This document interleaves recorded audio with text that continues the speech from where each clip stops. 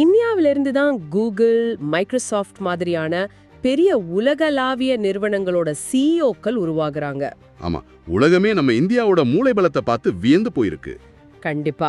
ஆனா அதே இந்தியாவில தான் பாத்தீங்கன்னா ஒவ்வொரு வருஷமும் படிச்சு முடிச்சிட்டு வெளியே வர்ற லட்சக்கணக்கான பட்டதாரிகள் தங்களுக்கு தகுதியான ஒரு அடிப்படை வேலையை கூட வாங்க முடியாம ரொம்பவே திணறாங்க. இது ஒரு மிகப்பெரிய முரண்பாடு தான். நீங்க பலமுறை நியூஸ் பேப்பர் படிக்கும் போதோ இல்ல செய்திகள் பார்க்கும் போதோ இது எப்படி சாத்தியமாகுதுன்னு கண்டிப்பா யோசிச்சிருப்பீங்க. சோ இன்னைக்கு இந்த விரிவான தேடல்ல நம்ம அதுதான் அலச போறோம். நம்ம கையில இருக்கிற தரவுகள், குறிப்புகளை வச்சு இந்தியா ஏன் இன்னும் வளர்ந்த நாடா மாறல, ஏன் இன்னமும் ஒரு வளரும் நாடாவே இருக்கு அப்படிங்கிற ஒரு ஆழமான கேள்வியை தான் நாம இன்னைக்கு விவாதிக்க போறோம். ஆக்சுவலா இந்த முரண்பாட்டோட ஆணிவேர் நாம நினைக்கிறத விட ரொம்பவே சிக்கலானது. ஒரு நாடு வளரும் நாடு அப்படிங்கிற நிலையில இருக்கிறது ஏதோ ஒரு குறைபாடோ இல்ல சாபமோ கிடையாது. ரைட். அது ஒரு பொருளாதார பரிணாம வளர்ச்சி. ஆனா அந்த பரிணாம வளர்ச்சி இந்தியாவில் ஏன் இவ்ளோ சவால்கள் நிறைந்ததா இருக்கு அப்படிங்கறத புரிஞ்சுக்க நாம வெறும் மேலோட்டமான டேட்டாவை மட்டும் பார்த்தா பத்தாது. அதுக்குள்ள இருக்கிற அந்த சிஸ்டமிக் இஷ்யூஸ், அதாவது அமைப்பியல் சிக்கல்களை நாம ஆழமா ஆராயணும். அந்த அமைப்பியல் சிக்கல்கள்ல முதலாவதா என் கண்ணில் படுறது நம்மளோட மக்கள் தொகை தான். 140 கோடிக்கும் அதிகமான மக்கள். தரவுகள் இது ஒரு பெரிய பலம்னு சொல்லுது, அதே சமயம் மிகப்பெரிய சவால்னு சொல்லுது. ஆமா, ரெண்டுமே உண்மைதான். நீங்க இந்த டாபிக்கை தொடர்ந்து ஃபாலோ பண்றவங்கன்னா இது உங்களுக்கு தெரிஞ்ச ஒரு சாதாரண விஷயம்தான். அதாவது மனித வளம் நிறைய இருக்கு, ஆனா அதுக்கேற்ற வேலை இல்ல. இதை நான் எப்படி பாக்குறேன்னா, ஒரு பிரம்மாண்டமான கல்யாண விருந்துக்கு 1000 பேரை நம்ம கூப்பிட்டுருக்கோம். ஓகே, ஆனா அவங்களுக்கு பரிமாற வெறும் 100 தட்டுகளை மட்டும்தான் வச்சிருக்கோம். ஆனா என்ன பொறுத்த வரைக்கும் பிரச்சனை தட்டுகளோட எண்ணிக்கையில மட்டும் இல்ல, அந்த தட்டுகள்ல பரிமாறப்படுற உணவோட தரத்திலும் இருக்குன்னு நான் நினைக்கிறேன். அதாவது வேலைகளோட தரம். எக்ஸாக்ட்லி. நீங்க சொல்ற அந்த தரத்தோட குறைபாடு தான் இங்க நாம கவனிக்க வேண்டிய ரொம்ப முக்கியமான பாயிண்ட். பொருளாதார மொழியில இதை டெமோகிராஃபிக் டிவிடெண்ட், அதாவது மக்கள் தொகை ஈவுத்தொகைன்னு சொல்லுவாங்க. ஒரு நாட்டோட மொத்த மக்கள் தொகையில உழைக்கிற வயசுல இருக்கிறவங்களோட எண்ணிக்கை ரொம்ப அதிகமா இருக்கிற ஒரு குறிப்பிட்ட காலகட்டம் தான் இது. இந்த ஒரு மாபெரும் வாய்ப்பு எந்த ஒரு நாட்டுக்கும் சில தசாப்தங்கள் மட்டும்தான் கிடைக்கும். அதாவது ஒரு 10-15 வருஷம் தான் அந்த விண்டோ இருக்கும். கரெக்ட். அந்த குறிப்பிட்ட காலத்துக்குள்ள நாம அந்த மனித வளத்தை உற்பத்தி திறனா மாத்தலன்னா அதுவே ஒரு டெமோகிராஃபிக் டிசாஸ்டரா, அதாவது மக்கள் தொகை பேரிடரா மாறிடுறதுக்கான அபாயம் நிறையவே இருக்கு. அப்போ நாம ஒரு டைம் பாம் மேல உட்கார்ந்துட்டு இருக்கோம்னு சொல்லுங்க. ஏன்னா ஒவ்வொரு வருஷமும் லட்சக்கணக்கான இளைஞர்கள் வேலை தேடி வராங்க. ஆனா வேலை வாய்ப்பு வளர்ச்சி ரொம்பவே மந்தமா இருக்கு. அதனாலதான் இன்ஜினியரிங் படிச்சவங்க கூட ஃபுட் டெலிவரி பண்ற நிலைமையை நம்ம பாக்குறோம். ஆமா, இததான் அண்டர் எம்ப்ளாய்மெண்ட், அதாவது தகுதிக்கேற்ற வேலையின்மைன்னு சொல்றோம். ரைட். ஆனா என் கேள்வி என்னன்னா, ஏன் இங்க வேலைகள் உருவாகல? உலகம் முழுக்க இந்தியர்கள் போய் வேலை செய்யறாங்களே, நம்ம உள்ளூர்ல என்ன பிரச்சனை? இதுக்கான பதில் இந்தியாவின் பொருளாதார வளர்ச்சியோட வடிவத்துல தான் இருக்கு. மற்ற நாடுகள் வளரும் போது அவங்க விவசாயத்திலிருந்து நேரடியா மேனுஃபேக்சரிங், அதாவது உற்பத்தி துறைக்கு மாறினாங்க. ஓஹோ. கோடிக்கணக்கான விவசாயிகளை தொழிற்சாலைகள்ல அடிப்படை வேலைகள்ல சேர்த்தாங்க. சீனா இப்படிதான் அசுர வளர்ச்சி அடைஞ்சது. ஆனா இந்தியா பாத்தீங்கன்னா உற்பத்தி துறையை பெருசா வளர்க்காம நேரடியாகவே சர்வீஸ் செக்டார், அதாவது சேவை துறைக்கு தாவிடுச்சு, குறிப்பா ஐடி துறைக்கு. ஆமா, ஐடி பூம் பத்தி நமக்கு நல்லாவே தெரியும். அதுதான், சேவை துறை நிறைய வருமானத்தை கொடுக்கும், ஆனா அது லட்சக்கணக்கான அடிப்படை தொழிலாளர்களுக்கு வேலையை கொடுக்காது. ஒரு ஐடி கம்பெனி ஒரு 100 சாஃப்ட்வேர் இன்ஜினியர்ஸ்க்கு வேலை கொடுக்கலாம், ஆனா ஒரு பெரிய ஃபேக்டரி 10,000 பேருக்கு வேலை கொடுக்கும். அந்த மாதிரி ஃபேக்டரிஸ் இந்தியாவில் போதிய அளவுல உருவாகவே இல்லை. ஓகே, இப்போ எனக்கு நல்லா புரியுது. அதாவது வேலைகளோட இயல்பே இங்க மாறிடுச்சு. குறைவான திறன் தேவைப்படுற வேலைகள் ரொம்ப குறைஞ்சிடுச்சு. அதிகமான திறன் தேவைப்படுற சேவை துறை வேலைகள் மட்டும்தான் மிச்சம் இருக்கு. எக்ஸாக்ட்டா. அப்போ அடுத்த கட்டமா நம்ம ஸ்கில்ஸ், அதாவது திறன்களை பத்தி பேசிதான் ஆகணும். சரி, சேவை துறையிலையாவது எல்லாருக்கும் வேலை கிடைக்குதான்னு கேட்டா அதுவும் இல்லை. ஏன்னா வேலைக்கான திறனும் நம்மளோட கல்வி முறையும் ரெண்டு வேற வேற திசைகள்ல போயிட்டு இருக்கு அப்படிங்கறத நம்ம குறிப்புகள் ரொம்ப தெளிவா காட்டுது. இங்க ரொம்ப ஆச்சரியப்பட வைக்கிற விஷயம் என்னன்னா, ஐஐடி, ஐஏஎம் மாதிரியான உலகத்தோட தலைசிறந்த கல்வி நிறுவனங்கள் நம்ம கிட்ட இருக்கு. அங்கிருந்து வர்ற மூளைகள் தான் இப்போ உலகத்தை ஆண்டுட்டு இருக்காங்க. கூகுள், மைக்ரோசாஃப்ட்லாம் பேசணுமா? ஆமா, ஆனா ஒட்டுமொத்தமான அடிப்படை மற்றும் நடுத்தர கல்வியோட தரம் பாத்தீங்கன்னா ரொம்பவே கவலைக்கிடமா இருக்கு. ASER மாதிரியான நிறைய ரிப்போர்ட்ஸ் இதை தொடர்ந்து சுட்டி காட்டிட்டே இருக்காங்க. ரைட். 5வது படிக்கிற பையனுக்கு 2வது பாடம் கூட முழுசா படிக்க தெரியல அப்படிங்கிற ரிப்போர்ட் தானே. அதேதான். இதுக்கு அர்த்தம் மாணவர்கள் சரியா படிக்கல அப்படிங்கிறது கிடையாது. நம்மளோட கல்வி கட்டமைப்பு இன்னமும் அந்த மனப்பாடம் செய்யற முறையை, அதாவது ரோட் லேர்னிங் முறையை தான் நம்பி இருக்கு. இருங்க, இத வெறும் மனப்பாடம் செய்யற முறைன்னு ஒட்டுமொத்தமா சொல்றதை விட நம்ம கல்வி முறைக்கும் இன்னைக்கு இருக்கிற நவீன இண்டஸ்ட்ரிக்கும் நடுவுல இருக்கிற கனெக்ஷன் முற்றிலுமா அருந்து போச்சுன்னு சொல்றதா சரியா இருக்கும்னு தோணுது. இப்போதைய பள்ளிக்கல்வி முறை ஆங்கிலேயர் காலத்துல கிளார்க் வேலைக்காக, அதாவது சொன்னதை அப்படியே செய்யற மனிதர்களை உருவாக்குறதுக்காக வடிவமைக்கப்பட்டது. ஓஹோ, அந்த சிஸ்டம் தான் இன்னும் ஃபாலோ பண்றோமா? ஆமா, ஆனா இன்னைக்கு உலகம் ஆர்டிஃபிஷியல் இன்டெலிஜென்ஸ், மெஷின் லேர்னிங்னு எங்கேயோ போயிட்டு இருக்கு. பழைய மெஷின்ல புது சாஃப்ட்வேர் இன்ஸ்டால் பண்ண ட்ரை பண்ற மாதிரி தான் நம்ம கல்வி முறை இப்ப சீல்பட்டு இருக்கு. இது ஒரு மிகப்பெரிய கட்டமைப்பு ரீதியான இடைவெளி. சரி, திறமையான ஒரு தலைமுறையை நாம எப்படியோ கஷ்டப்பட்டு உருவாக்கிட்டோன்னு ஒரு வாதத்துக்காக வச்சுக்குவோம். ஆனா அவங்க எங்க போய் வேலை செய்வாங்க? அதுக்கான இன்ஃப்ராஸ்ட்ரக்சர், அதாவது உள்கட்டமைப்பு மற்றும் சிஸ்டம்ஸ் இங்க சரியா இருக்கா? அது ஒரு நல்ல கேள்வி. இந்த தரவுகளை எல்லாம் பார்க்கும்போது எனக்கு தோன்ற ஒரு ஒப்பீடு என்னன்னா, இந்தியா ஒரு அதிவேக புல்லட் ரயில் மாதிரி தயாரா இருக்கு.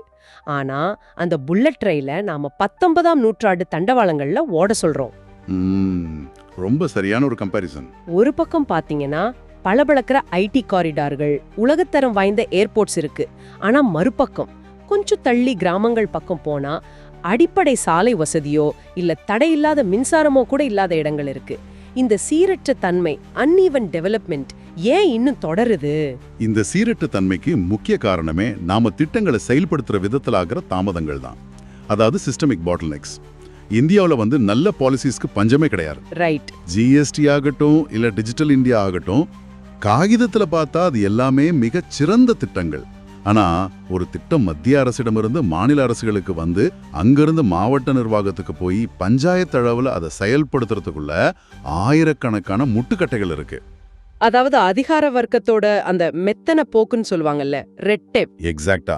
அந்த ரெட் டேப், நிலம் கையகப்படுத்துறதுல இருக்கிற சிக்கல்கள், அப்புறம் பல மட்டங்கள்ல நடக்கிற ஊழல், இதெல்லாம் ஒரு திட்டத்தோட வேகத்தை அப்படியே குறைச்சிருது. வெளியிலிருந்து இன்வெஸ்டர்ஸ் இந்தியாவை நோக்கி வரும்போது அவங்க ஃபேஸ் பண்ற மிகப்பெரிய சவாலே இதுதான். ஒரு ஃபேக்டரியை கட்டி முடிக்க 5லேருந்து 10 வருஷம் வரைக்கும் ஆகலாம் அப்படிங்கிற நிலைமை இருக்கும்போது அவங்க கண்டிப்பா தயங்க தான் செய்வாங்க. இங்கதான் விஷயம் ரொம்ப சுவாரஸ்யமா மாறுது.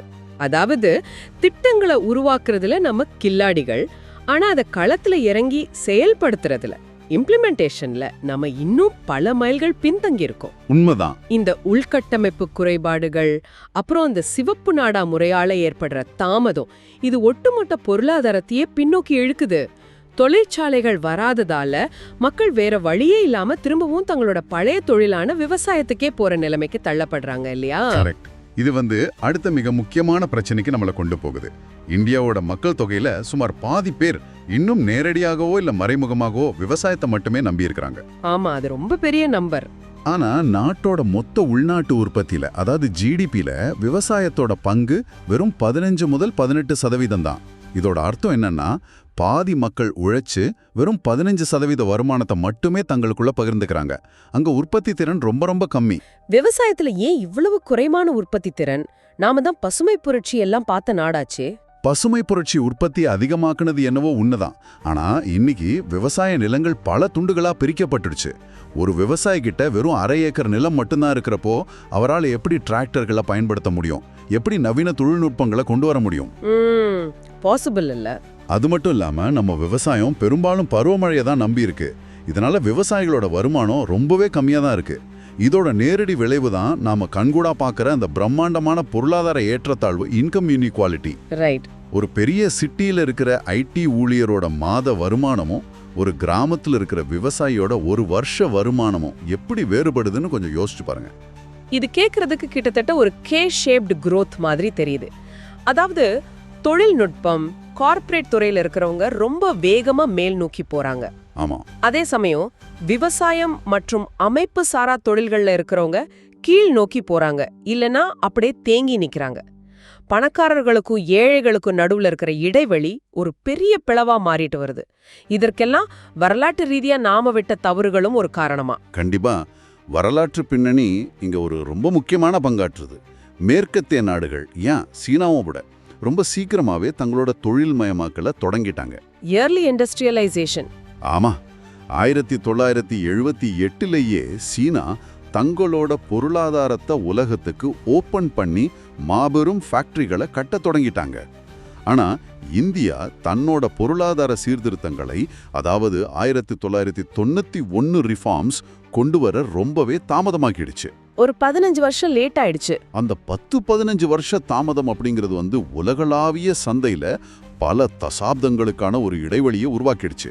நாம தாமதமா ஓடத் தொடங்கினதால மற்ற நாடுகள் பிடிச்சு வச்சிருந்த உற்பத்தி சந்தையை நம்மால ஈஸியா கைப்பற்ற முடியல. அப்போ நாம ஒரு ஓட்டப்பந்தயத்துல தாமதமா ஸ்டார்ட் பண்ணி இப்போ கரடுமுரடான பாதையில முட்டி மோதி ஓடிட்டு இருக்கோம். ஆனா இந்த குறிப்புகளை நான் கொஞ்சம் ஆழமா படிக்கும்போது எனக்கு ஒரு பெரிய ஆச்சரியம் வந்துச்சு. என்னது அது? இவ்வளவு தடைகள், சிக்கல்கள், இந்த சீரற்ற தன்மைகள் எல்லாம் இருந்தும் கூட IMF முதல் உலக வங்கி வரைக்கும் உலகத்துல எல்லாரும் இந்தியாவை தான் ஒரு பிரகாசமான புள்ளி, அதாவது பிரைட் ஸ்பாட்னு சொல்லி கொண்டாடுறாங்க. வெளிநாட்டு கம்பெனிகள்லாம் இந்தியாவுல இன்வெஸ்ட் பண்ண கியூல நிக்கிறாங்க. ஆமா, நாம இவ்ளோ நேரம் பேசின இந்த சவால்கள் எல்லாம் வச்சு பார்த்தா இது ரொம்ப நம்ப முடியாத ஒரு முரண்பாடா தோணுதே. உலகத்துக்கு தெரிஞ்சு ஆனா நமக்கு முழுசா புரியாத அந்த பாசிட்டிவான பக்கம் என்ன? உலக நாடுகள் இந்தியாவை கொண்டாடுறதுக்கு மிக முக்கியமான காரணம் இந்தியாவோட அடாப்டபிலிட்டி, அதாவது தகவமைப்பு திறன் மற்றும் நம்மளோட அபரிமாதமான டிஜிட்டல் வளர்ச்சி. இந்தியா ஒரு ஏழை நாடு அப்படிங்கிற பிம்பம் எப்பவோ உடைக்கப்பட்டுடுச்சு. ஆமா, அது உண்மைதான். இன்னைக்கு உலகத்திலேயே ரொம்ப மலிவான டேட்டா இந்தியாவுல தான் இருக்கு. UPI, ஆதார் மாதிரியான நம்மளோட டிஜிட்டல் பப்ளிக் இன்ஃப்ராஸ்ட்ரக்சர் அமெரிக்கா மாதிரியான வளர்ந்த நாடுகளையே ரொம்ப வியக்க வைக்குது. ஒரு சின்ன பெட்டி கடையில கூட இன்னைக்கு டிஜிட்டல் பேமெண்ட் எந்த தடையும் இல்லாம நடக்குது. QR கோட் ஸ்கேன் பண்ணி பே பண்றது இப்போ ரொம்ப சாதாரணமாயிடுச்சு. எக்ஸாக்ட்டா. அது மட்டும் இல்லாம பெங்களூர், ஹைதராபாத், குர்கான் மாதிரியான நகரங்கள்ல உருவாகிற ஸ்டார்ட் அப் ஈகோசிஸ்டம் உலகத்தரம் வாய்ந்தது. முதலீட்டாளர்கள் இதெல்லாம் பார்க்கறாங்க. 140 கோடி மக்கள், எல்லார் கையிலயும் ஸ்மார்ட் போன், நல்ல பர்ச்சேசிங் பவர் இருக்கிற ஒரு பெரிய மிடில் கிளாஸ் வளர்ந்துட்டு வருது. இதுதான் அந்த நம்பிக்கையோட வெளிச்சம். அப்போ இதோட உண்மையான அர்த்தம் தான் என்ன? இப்போ இந்த எல்லா பாயிண்ட்ஸையும் நான் இணைச்சு பார்க்கும்போது ஒரு தெளிவான சித்திரம் கிடைக்குது. இந்தியாவின் உண்மையான பிரச்சனை அப்படிங்கிறது வறுமையோ இல்ல திறமையின்மையோ கிடையாது. இந்தியாவின் பிரச்சனை ஒரு ஸ்கேல் ப்ராப்ளம், அதாவது அளவுகோல் பிரச்சனை. மிகச்சரியான அப்சர்வேஷன். ஒரு சின்ன ஐரோப்பிய நாட்டுல ஒரு புது திட்டத்தை கொண்டு வர்றது ஒரு கார்ப்பரேட் கம்பெனில சில ரூல்ஸை மாத்துற மாதிரி. ஆனா 140 கோடி மக்கள், 20க்கும் மேல அதிகாரப்பூர்வ மொழிகள், எண்ணற்ற கலாச்சாரங்கள், வேற வேற புவியியல் அமைப்புகள் இருக்கிற ஒரு மாபெரும் துணைக்கண்டத்துல ஒரு மாற்றத்தை கொண்டு வரது அப்படிங்கிறது ஒரு பிரம்மாண்டமான சவால். நாம சிறப்பான தொழில்நுட்பங்களை உருவாக்குறோம், ஆனா அதை இந்தியாவோட கடைக்கோடி கிராமம் வரைக்கும் தடையில்லாம கொண்டு போய் சேர்க்கறதுல தான் இந்த அமைப்பியல் சிக்கல்கள்லாம் ஒரு முட்டுக்கட்டையா நிக்குது. அதான் இந்த ஸ்கேல் ப்ராப்ளம் அப்படிங்கிறது ஒரு தடை கிடையாது, அது ஒரு அட்மினிஸ்ட்ரேட்டிவ் சவால், அதாவது நிர்வாக சவால். உலகத்திலேயே இந்த அளவுக்கான ஒரு பன்முகத்தன்மை கொண்ட ஜனநாயக நாட்டை நிர்வகிக்கிறது இதுதான் முதல் முறை. வரலாறு இதுக்கு முன்னாடி இப்படி ஒரு முன்னுதாரணத்தை பார்த்ததே கிடையாது. ரைட். அதனால இந்தியா தன்னோட சொந்த பாதையை, தன்னோட சொந்த தீர்வுகளை தான் கண்டுபிடிச்சாகணும். மேற்கத்திய நாடுகளோட மாடலை அப்படியே நம்ம இங்க காப்பி பண்ணி பயன்படுத்த முடியாது. சூப்பர். நாம இப்போ இந்த விரிவான அலசலோட இறுதி பகுதியை நெருங்கிட்டோம். இதுவரைக்கும் நாம விவாதிச்ச விஷயங்களை ஒரு சுருக்கமா தொகுத்து வழங்குறது ரொம்ப அவசியம் நினைக்கிறேன். கண்டிப்பா. இந்தியா இன்னும் வளரும் நாடா இருக்கிறதுக்கு என்ன காரணம்? ஒன்னு, அந்த பிரம்மாண்டமான மக்கள் தொகை ஈவுத்தொகையை நாம இன்னும் முழுமையா வேலை வாய்ப்புகளா மாத்தல. உற்பத்தி துறையில ஏற்பட்ட தாமதத்தால நம்ம வெறும் சேவை துறையை மட்டுமே மலை போல நம்பி இருக்கோம். ஆமா. 2, உலக தரத்திலான உயர்கல்வி இருந்தாலுமே அடிப்படை மற்றும் நடுத்தர கல்வியில இருக்கிற அந்த ஸ்கில் கேப் நிறைய இளைஞர்களை தகுதிக்கேற்ற வேலைகள் கிடைக்காம திணற வைக்குது. 3, காகிதத்துல ரொம்ப சிறப்பான திட்டங்கள் இருந்தாலும் 19ஆம் நூற்றாண்டு பாணியில செயல்படுற அந்த அதிகார வர்க்கமும் சீரற்ற உள்கட்டமைப்பும் அதை செயல்படுத்துறத ரொம்பவே தாமதமாக்குது. ரைட். 4, இன்னைக்கும் பெரும்பாலான மக்கள் நம்பி இருக்க விவசாய துறையில நிலம் துண்டாடப்படுறதால ஏற்படுற உற்பத்தி திறன் குறைவு, அதனால அதிகரிச்சுட்டு வர்ற வருமான ஏற்றத்தாழ்வு. இந்த இடத்துல இதை கேட்டுட்டு இருக்கிற நீங்க கண்டிப்பா யோசிக்கலாம், இந்த தகவல்கள்லாம் எனக்கு எப்படி பயன்படும் அப்படின்னு. நீங்க ஒரு பங்கு சந்தையில முதலீடு செய்றவரா இருக்கலாம், இல்ல எந்த துறையில கரியரை சூஸ் பண்ணலாம்னு யோசிச்சுட்டு இருக்கிற ஒரு மாணவரா இருக்கலாம், அல்லது ஒரு புது பிசினஸ் தொடங்க முயற்சி பண்ற ஒரு தொழில் முனைவோரா கூட இருக்கலாம். ஆமா. இந்தியாவோட இந்த ஸ்கேல் ப்ராப்ளம் மற்றும் 2 வேற வேற முகங்களை கொண்ட சீரற்ற வளர்ச்சியை நீங்க புரிஞ்சுக்கிட்டீங்கன்னா உலகளாவிய மற்றும் உள்ளூர் பொருளாதாரம் எப்படி இயங்குது அப்படிங்கறத தெளிவா புரிஞ்சுக்க அது உங்களுக்கு ரொம்பவே உதவி செய்யும். இந்தியாவோட கன்சியூமர் மார்க்கெட் எங்க வளருது, எந்த துறைகள் அரசாங்கத்தோட அமைப்பியல் தாமதங்கள்ல சிக்கி தவிக்குது அப்படிங்கிற அந்த தெளிவு உங்களோட முதலீட்டு முடிவுகளுக்கும் உங்களோட எதிர்கால திட்டங்களுக்கும் ஒரு சிறந்த வழிகாட்டியா கண்டிப்பா அமையும். உண்மைதான். பிரச்சனையோட வேர் தெரிஞ்சாதான் அதுக்கான சரியான தீர்வின் மேலேயோ இல்ல துறையின் மேலேயோ நாம துணிச்சலா முதலீடு செய்ய முடியும். இந்த தரவுகளை நாம வெறும் நியூஸா பார்க்காம நம்ம முடிவுகளுக்கான ஒரு வழிகாட்டியா பார்க்கணும். எக்ஸாக்ட்டா. இறுதியா இன்னைக்கு நாம அலசின இந்த தரவுகளோட அடிப்படையில உங்களுக்கு ஒரு புதிய சிந்தனையை விட்டுட்டு போக நான் விரும்புறேன். நாம பேசின அந்த சீரற்ற வளர்ச்சி மற்றும் டிஜிட்டல் இந்தியாவுக்கும் விவசாய இந்தியாவுக்கும் நடுவுல இருக்கிற முரண்பாடுகளை இன்னொரு முறை நீங்க நினைச்சு பாருங்க. ஒரு பக்கம் பாத்தீங்கன்னா ஐடி, ஆர்டிஃபிஷியல் இன்டெலிஜென்ஸ் மற்றும் டிஜிட்டல் துறைகள் எல்லாம் ராக்கெட் வேகத்துல பறந்துட்டு இருக்கு. உலகமே நம்மள திரும்பி பாக்குது. ஆனா மறுபக்கம் நம்ம நாட்டோட அடித்தளமான அடிப்படை உள்கட்டமைப்பும் பெரும்பான்மையான மக்கள் இன்னும் சார்ந்து இருக்கிற விவசாயமும் கிராமப்புற பொருளாதாரமும் பல பத்தாண்டுகள் பின்தங்கி இன்னும் தரையில போராடிட்டு தான் இருக்கு. நிலைமை இப்படியே தொடர்ந்தா ஒரு சிந்தனை கண்டிப்பா எழும். என்ன சிந்தனை அது? எதிர்காலத்துல இந்தியா முழுவதும் சமமான வளர்ச்சியை அடைஞ்சு ஒரே வல்லரசு நாடா எழுந்து நிக்குமா, அல்லது தொழில்நுட்பத்திலையும் பொருளாதாரத்திலையும் மேற்கத்திய நாடுகளுக்கு சமமா பாய்ச்சல காட்டுற ஒரு முதல் தர இந்தியாவும் அடிப்படை வசதிகளுக்காகவும் வேலை வாய்ப்புகளுக்காகவும் நீடித்த வாழ்வாதாரத்துக்காகவும் இன்னும் போராடிட்டு இருக்கிற இன்னொரு இந்தியாவுன்னு ஒரே எல்லைக்குள்ள வேற வேற வேகங்கள்ல பயணிக்கிற 2 parallel இந்தியாஸ், அதாவது 2 இணையான இந்தியாவா நாம உருவெடுப்போமா? இந்த வளர்ச்சி இடைவெளி ஒடுங்குமா இல்ல இன்னும் விரிவடையுமா? இது ரொம்பவே ஆழமான ஒரு கேள்வி. இந்த கேள்வியை நாங்க உங்களோட சிந்தனைக்கே விட்டுடுறோம். இது தரவுகள் நேரடியாக சொல்லாத, ஆனா நாம கட்டாயம் கண்காணிக்க வேண்டிய ஒரு எதிர்கால பாதை. இந்த ஆழமான தேடல்ல எங்க கூட இணைஞ்சிருந்ததற்கு ரொம்ப நன்றி.